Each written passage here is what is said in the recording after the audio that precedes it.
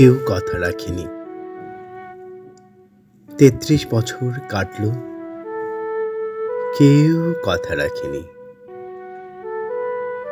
ছেলেবেলায় এক বষ্টমী তার আগমনী গান হঠাৎ থামিয়ে বলেছিল, শুক্লা দ্বাদশীর দিন অন্তরটুকু শুনিয়ে যাবে। তারপর কত চন্দ্রভোগ অমাবস্যা এসে চলে গেল, কিন্তু সেই বষ্টমী আর এলো না। ২৫ বছর প্রতীক্ষায় আছে।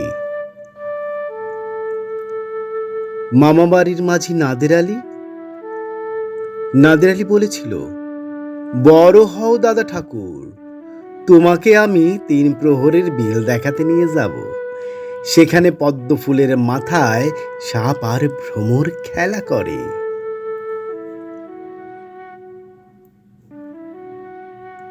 নাদের আলী, আমি আর কত বড় হব? আমার মাথা এ ঘরের ছাদ ফুঁড়ে আকাশ স্পর্শ করলে তারপর তুমি আমাকে ৩ প্রহরের বিল দেখাবে?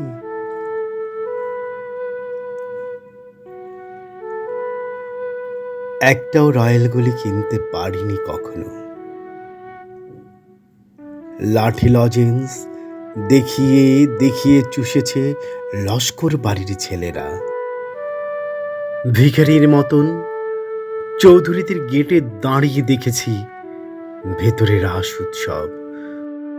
অবিরল রঙের ধারার মধ্যে সুবর্ণ কঙ্কন পরা ফর্সা রমণীরা কত রকম আমোদে হেসেছে। আমার দিকে তারা ফিরেও চায়নি। বাবা আমার কাঁধ ছুঁয়ে বলেছিলেন, দেখিস একদিন আমরাও। বাবা এখন অন্ধ, আমাদের দেখা হয়নি কিছুই।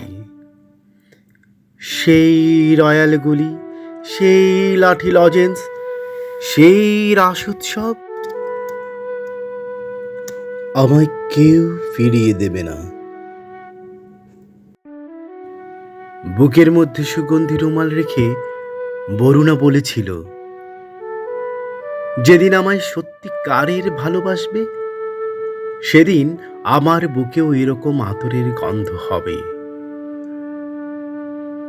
ভালোবাসার জন্য আমি হাতের মুঠোয় প্রাণ নিয়েছি, দুরন্ত ষাঁড়ের চোখে বেঁধেছি লাল কাপড়।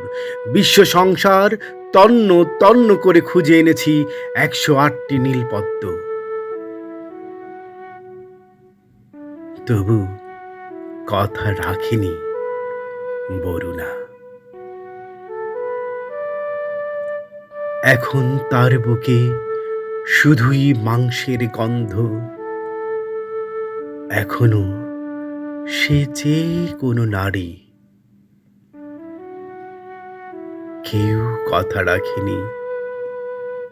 ৩৩ বছর কাটল, কেউ কথা রাখে না।